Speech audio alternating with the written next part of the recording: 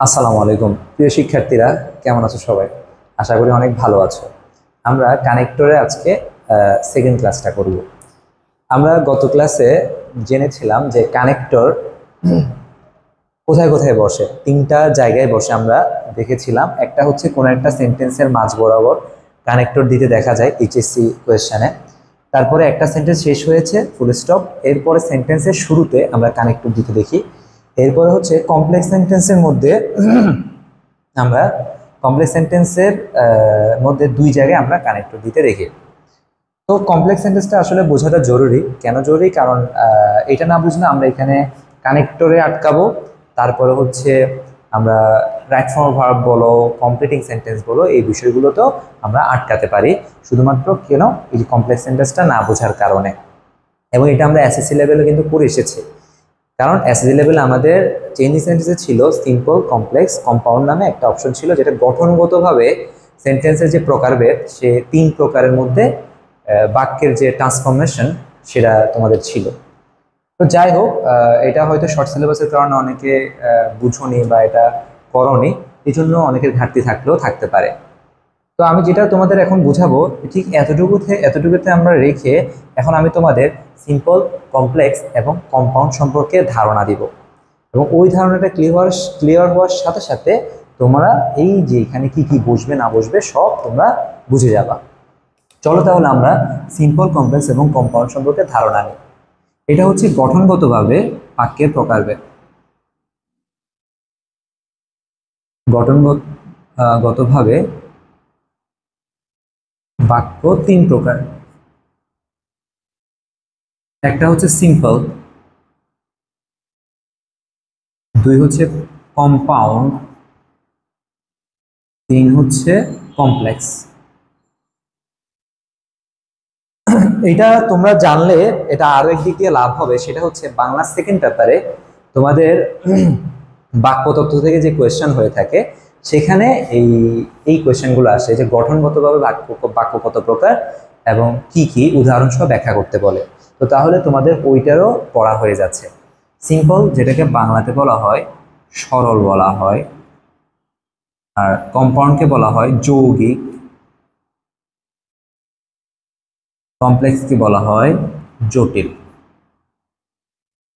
জটিল বলা হয়। সিম্পল সেন্টেন্সের প্যাটার্ন হচ্ছে গিয়ে সিম্পল, একেবারে সিম্পল সেন্টেন্সের মতোই, সেটা হচ্ছে সাবজেক্ট প্লাস ফাইনাইট ভার্ব থাকবে এখানে। অর্থাৎ একটা সাবজেক্ট একটা ফাইনাইট ভার্ব থাকলে সেটাকে আমরা সিম্পল সেন্টেন্স বলবো। তারপর হচ্ছে কম্পাউন্ড এবং কমপ্লেক্স। কম্পাউন্ড এবং কমপ্লেক্স সেন্টেন্স এই দুটাই ক্লজ দিয়ে গঠিত, অর্থাৎ এই দুটাতে হচ্ছে তোমার ক্লজ আসবে। ক্লজ জিনিসটা কি? ক্লজ জিনিসটা হচ্ছে গিয়ে, ধরো আমি লিখলাম যে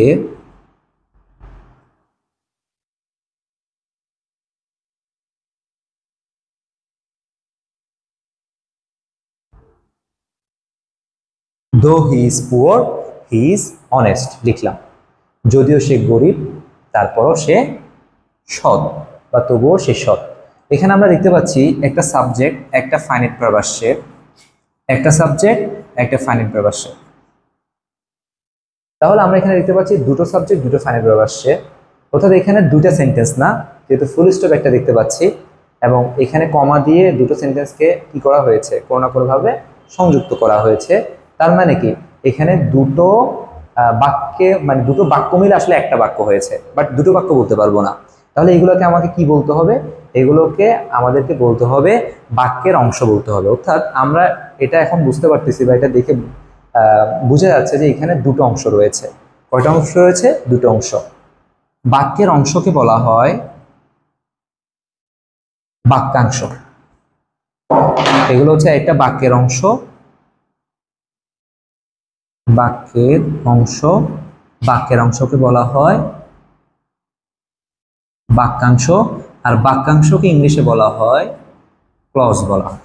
বাক্যাংশ কি বলা হয়? ক্লজ বলা হয়। এই ক্লজটা আবার তিন ধরনের। ক্লজটা কত ধরনের? তিন ধরনের। একটা হচ্ছে গিয়ে প্রিন্সিপাল ক্লজ, আরেকটা হচ্ছে গিয়ে সাবঅর্ডিনেট ক্লজ। আর আরেকটা হচ্ছে coordinate clause.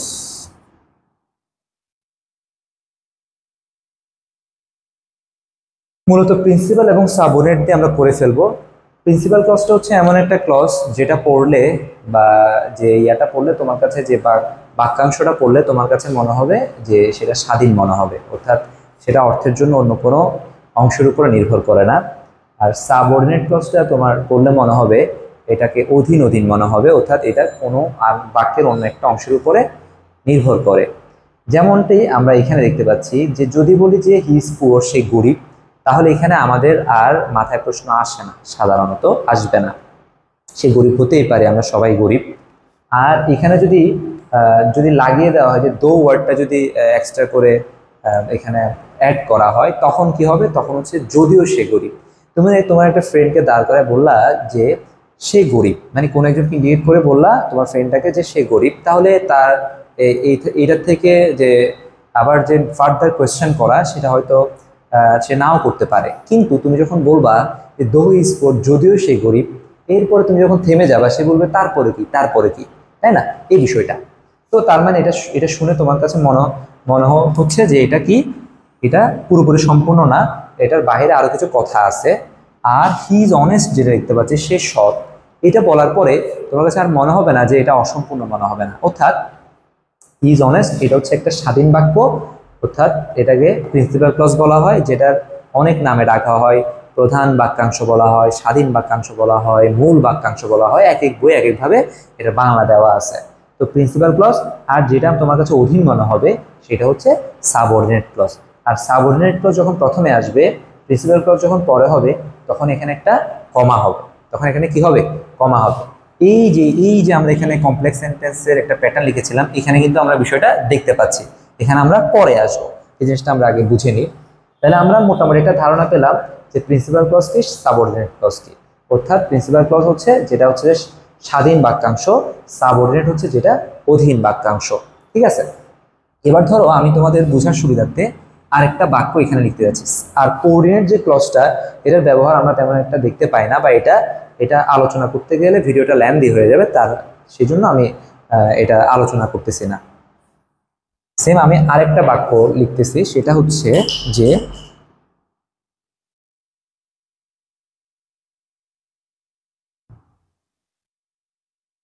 Is a student and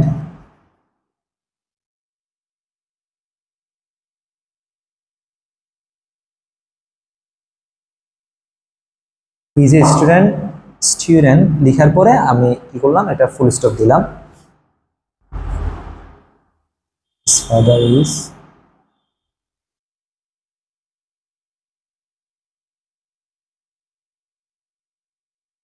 কি লিখলাম? He is a student and his father is an officer. He is a student. তাহলে দেখো এই যে সে একজন ছাত্র, এখানে একটা শব্দের একটা ফাইনাইট ভার্ব, এখানেও একটা শব্দের একটা ফাইনাইট ভার্ব। তার মানে কি এখানে একটা বাক্য, এটা একটা বাক্য, এখানে দুটো আমরা ফুল স্টপ দেখতে পাচ্ছি। তো এই দুটো বাক্যকে আমরা যদি জুড়ে দিই,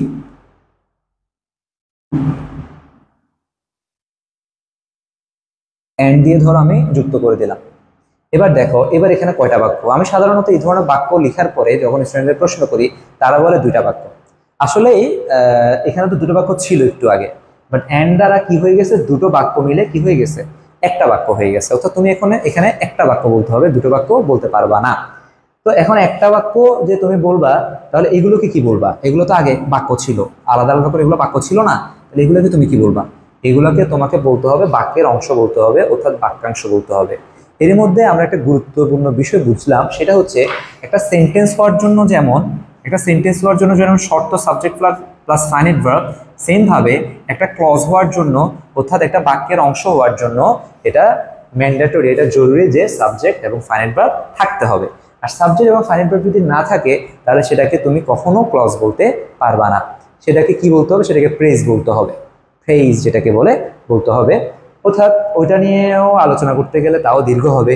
তো যেহেতু এগুলো মোটামুটি আমাদের গোছানো প্রস্তুতিকে আরো বেশি গুছিয়ে তুলতে এই ভিডিওগুলো বানানো, এই জন্য আমি যতটুকু প্রয়োজন ঠিক ততটুকুতেই আলোচনা করতে চাচ্ছি এবং ততটুকুতেই সীমাবদ্ধ রাখতে চাচ্ছি। আচ্ছা, যেটা এরপরে বললাম যে he is a student and his father is an officer. তো আমরা যেটা দেখতে পেলাম সেটা হচ্ছে এখানে একটা ক্লজ, এখানে একটা ক্লজ। এখন আমি যদি বলি যে হি ইজ এ স্টুডেন্ট, সে একজন ছাত্র, এই কথাটা বললে কেউ কিন্তু কোনো প্রশ্ন করবে না এবং এটা সম্পূর্ণ স্বাধীন মনে হচ্ছে। আর যখন বলবো his father is an officer, তার বাবা একজন অফিসার, তখন এটা স্বাধীন মনে হচ্ছে বাক্যটাকে। অর্থাৎ এটা একটা স্বাধীন বাক্যাংশ, এটা একটা স্বাধীন বাক্যাংশ।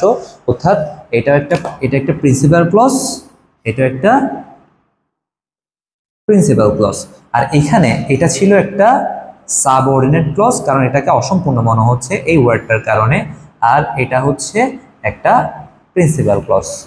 আশা করি তোমরা প্রিন্সিপাল ক্লজ এবং সাবঅর্ডিনেট ক্লজ কি সেটা বুঝেছো। তো এখন তোমাদের আমি এই যে এখানে নিয়ে আসবো গঠনগতভাবে বাক্যের প্রকারভেদে, যেখানে আমরা এখান থেকে উড়াল দিয়েছিলাম কোথায়, ক্লজে উড়াল দিয়েছিলাম, ঠিক আছে। তো এখন ক্লজ জিনিসটা আমরা বুঝে গেলাম, ক্লজ তিন প্রকার, প্রিন্সিপাল, সাবঅর্ডিনেট, কোঅর্ডিনেট। আবার এই দুটোকে ভিন্ন নামেও ডাকা হয়। প্রিন্সিপালকে বলা হয় ইন্ডিপেন্ডেন্ট ক্লজ, আর যেটা সাবঅর্ডিনেট ক্লজ সেটাকে বলা হয় ডিপেন্ডেন্ট ক্লজ বলা হয়, অর্থাৎ নির্ভরশীল ক্লজ বলা হয়, আর ওইটা কোঅর্ডিনেট ক্লজ। আচ্ছা, তো এখন আমরা এই জিনিসগুলো বুঝলাম। এখন আমি তোমাদের কম্পাউন্ড সেন্টেন্স এবং কমপ্লেক্স সেন্টেন্স সম্পর্কে ধারণা দিব। কম্পাউন্ড সেন্টেন্স হচ্ছে গিয়ে যখন তুমি দেখবা যে দুটো প্রিন্সিপাল ক্লজ একটা কনজাংশন দ্বারা যুক্ত আছে, দুটো প্রিন্সিপাল ক্লজ একটা কনজাংশন দ্বারা যখন যুক্ত আছে, তখন এটাকে বলবা হচ্ছে কম্পাউন্ড সেন্টেন্স। আর যখন দেখবা একটা সাবঅর্ডিনেট ক্লজ, একটা প্রিন্সিপাল ক্লজ, অথবা একাধিক প্রিন্সিপাল ক্লজ, একটা সাবঅর্ডিনেট ক্লজ, অথবা একাধিক সাবঅর্ডিনেট ক্লজ, অথবা একটা প্রিন্সিপাল ক্লজ, অর্থাৎ মেইন কথা হচ্ছে প্রিন্সিপাল ক্লজ এবং সাবঅর্ডিনেট ক্লজ যখন মিক্স আপ হয়ে যাবে, তখন এটা হয়ে যাবে কোন সেন্টেন্স, কমপ্লেক্স সেন্টেন্স। অর্থাৎ সাধারণ একটা যে গঠন আমরা এসএসসি এইচএসসি তে দেখতে পাই, সেটা হচ্ছে হয় সাবঅর্ডিনেট ক্লজ প্রথমে আসে, এরপরে কমা হয়, এরপরে প্রিন্সিপাল ক্লজ আসে, অথবা প্রিন্সিপাল ক্লজ প্রথমে আসে, এরপরে কিন্তু কোনো কমা হয় না, এরপরে সাবঅর্ডিনেট ক্লজ আসে। এখানেও আমরা একটা জিনিস জানলাম, যখন আমরা সাবঅর্ডিনেট ক্লজকে পরবর্তীতে দেখবো, প্রিন্সিপাল ক্লজকে যখন প্রথমে দেখবো, তখন কিন্তু মাঝখানে কোনো কমা হবে না, অর্থাৎ কমা বসাবো না। একটা উদাহরণ আমি এখানে দিচ্ছি, দেখো।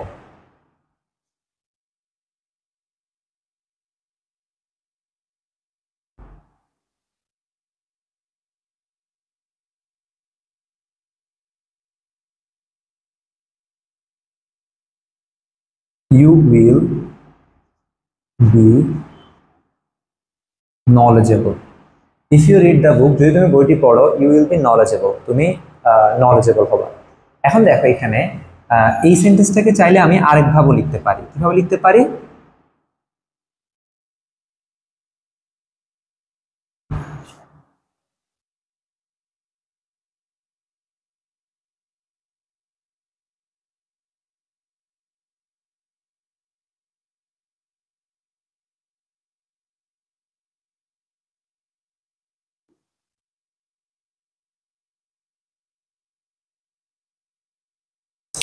You will be knowledgeable if you read the book, তুমি নলেজেবল হবা যদি তুমি বইটা পড়ো।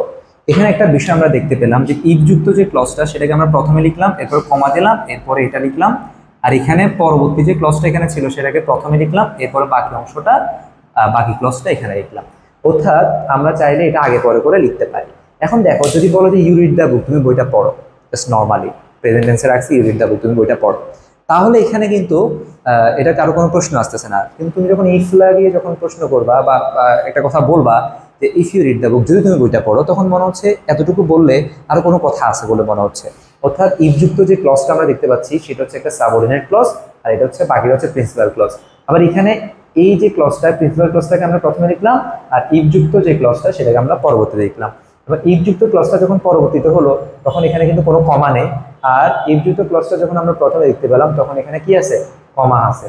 অর্থাৎ এটা হচ্ছে এই যে প্যাটার্নটা, এই প্যাটার্নটা হচ্ছে এইটা, সাবঅর্ডিনেট ক্লজ প্রথমে, প্রিন্সিপাল ক্লজ পরে, কমা আছে। আর প্রিন্সিপাল ক্লজ প্রথমে, সাবঅর্ডিনেট ক্লজ পরে, কোনো কমা নেই। প্রিন্সিপাল ক্লজ প্রথমে, সাবঅর্ডিনেট ক্লজ পরে। তো এখানে আবার তোমরা এটা মনে করো না যে এই পিসি এসসি এটা কেন লিখতেছি, এটা জাস্ট সংক্ষিপ্ত আকারে বোঝার জন্য লেখা। হ্যাঁ, পিসি মানে আবার কিন্তু পার্সোনাল কম্পিউটারও হয়, সো এটা তো পার্সোনাল কম্পিউটার না, এটা আমরা গ্রামাটিক্যাল একটা কারণকে মনে রাখার জন্য এভাবে করতেছি। তাহলে তোমরা নিশ্চয়ই এই জিনিসটা বুঝলা যে সিম্পল কোন ধরনের সেন্টেন্স হয়, কমপ্লেক্স কোন ধরনের সেন্টেন্সগুলোকে আমরা বলবো, এবং কম্পাউন্ড কোন ধরনের সেন্টেন্সগুলোকে আমরা বলবো। এই জিনিসটা এখন আমাদের একেবারে ক্লিয়ার। ঠিক আছে, এখন আমরা পরবর্তী অংশে আসব। পরবর্তী অংশ অর্থাৎ এই যে এইখানে যে এই সিম্পল কমপ্লেক্স কম্পাউন্ডের বিষয়গুলো এখানে কিভাবে আসে।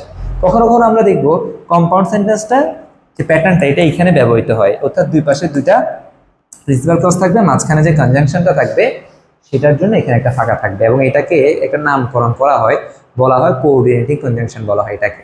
তো যাই হোক, এটার নামকরণটা আমরা এখানে একটু করে লিখে ফেলি। ও অর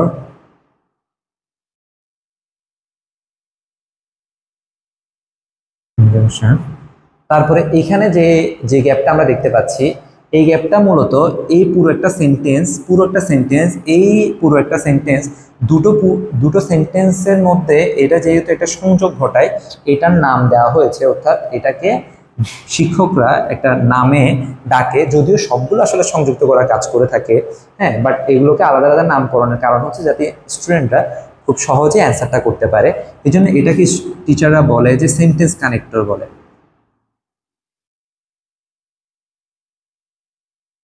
অর্থাৎ দুটো সেন্টেন্সকে এটা কানেক্ট করতেছে। আর এটা কি, এটা আমরা একটু আগে জানলাম যে কমপ্লেক্স সেন্টেন্সের যখন সাবঅর্ডিনেট ক্লজ প্রথমে আসবে, প্রিন্সিপাল ক্লজ পরে আসবে, তখন এভাবে হয়। আর প্রিন্সিপাল ক্লজ প্রথমে আসলে, সাবঅর্ডিনেট ক্লজ পরে আসলে তখন এভাবে হয়। এখন এইটা কি, এই জিনিসটা সম্পর্কে কিন্তু আমরা এখনো জানি নাই। এই যে আমরা এখানে যে ইফ দেখতে পাচ্ছি, তখন যে আমরা দো দেখতে পেলাম, এখানে যে ইফ দেখতে পাচ্ছি, ইফ, দো, অল দো, সিন্স, অ্যাজ, এই যত ধরনের ওয়ার্ডগুলো সত্য বা হচ্ছে মানে কোন একটা কিছু, এমন কিছু একটা অর্থ ক্রিয়েট করতেছে যেটা দ্বারা বোঝা যাচ্ছে ক্লজটা সম্পূর্ণ স্বাধীনভাবে অর্থটা প্রকাশ করলেও বা কখনো কখনো মনে হচ্ছে এখানে কিছু কিছু কথা রয়ে গেছে, অর্থাৎ অর্থ প্রকাশ করতেছে বাট মনে হচ্ছে এটা আরেকটা বাক্যাংশের উপরে বা আরেকটা অংশের উপরে নির্ভর করতেছে অর্থের জন্য বা অর্থের পূর্ণতার জন্য। হ্যাঁ, তো এই যে ওয়ার্ডগুলো দো, অল দো, সিন্স, অ্যাজ, ইফ, এই ধরনের ওয়ার্ডগুলো, এগুলোকে বলা হয়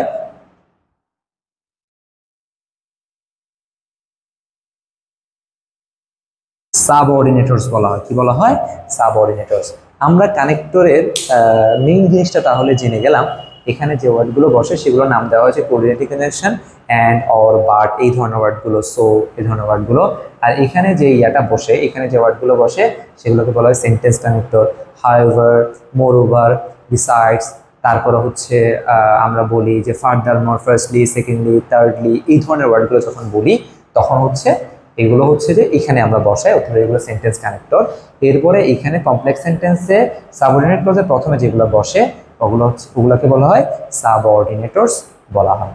তাহলে আমরা এখানে গুরুত্বপূর্ণ একটা জিনিস জানলাম এবং পরবর্তী অংশে আমরা জানবো যে এখানে যে ওয়ার্ডগুলো বসে ওই ওয়ার্ডগুলো সাধারণত কি কি, কোন ধরনের ওয়ার্ড বসে আর কখন আমরা কোন ওয়ার্ডগুলো বসাবো সেটা আমরা পরবর্তী অংশে জানবো। এখন ওই পরবর্তী অংশে যাওয়ার আগে আমি তোমাদের আরেকটা ছোট্ট একটা কনসেপ্ট ক্লিয়ার করে দিচ্ছি। সেটা কি, দেখো, আমরা ওই কমপ্লেক্স সেন্টেন্সের যে বিষয়টা জানলাম যে সাবঅর্ডিনেট ক্লজের প্রথমে একটা কি থাকে, সাবঅর্ডিনেটরস থাকে। সাধারণত ওই সাবঅর্ডিনেটরসের পরেই থাকে সাবজেক্ট, এরপরে থাকে ফাইনাইট ভার্ব। এখানেও same, subject plus finite verb, কারণ একটা ক্লজ হওয়ার সত্ত্বেও সাবজেক্ট প্লাস ফাইনাইট ভার্ব। সেমভাবে এখানেও ক্লজ হওয়ার সত্ত্বেও subject plus finite verb. But subordinate ক্লজেরও ওই ক্লজ যেহেতু শর্ত সাবজেক্ট প্লাস ফাইনাইট ভার্ব, কিন্তু একটা সাবঅর্ডিনেটরস থাকে। এখানে আমি তোমাদের যে জিনিসটা বুঝাতে চাচ্ছি সেটা হচ্ছে এই সাবঅর্ডিনেটরসটা কখনো কখনো নিজেই সাবজেক্ট হয়ে যেতে পারে। যেমন ধরো আমি দুটো বাক্য লিখতেছি, একটা লিখলাম, আমি এখানেই লিখি যাতে করে স্পেস পাওয়া যায়।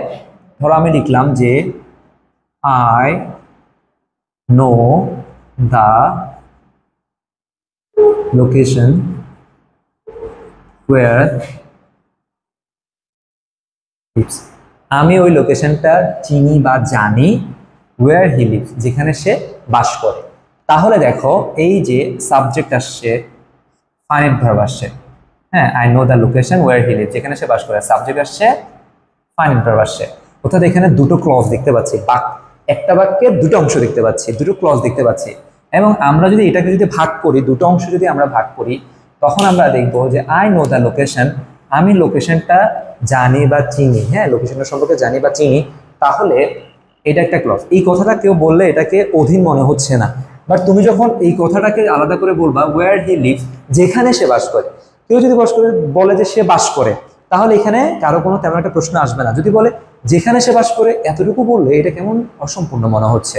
তাহলে এখানে দেখো এটা হচ্ছে সাবঅর্ডিনেট ক্লজ আর এটা হচ্ছে প্রিন্সিপাল ক্লজ এটা। এবং সাবঅর্ডিনেট ক্লজের সাবজেক্টের আগে একটা সাবঅর্ডিনেটরস দেখতে পাচ্ছি। কি দেখতে পাচ্ছি? এই সাবজেক্টের আগে সাবঅর্ডিনেট ক্লজ একটা সাবঅর্ডিনেটরস দেখতে পাচ্ছি, এবং সেটা দেখতে পাচ্ছি আমরা WH ওয়ার্ডগুলো এখানে ইউজ হচ্ছে। সেম ভাবে এবার আমি আরেকটা লিখে দেখাবো, যেখানেও যে বললাম সাবজেক্ট এবং সাবঅর্ডিনেটরস একই ওয়ার্ড হতে পারে। যেমন আমি যদি লিখি যে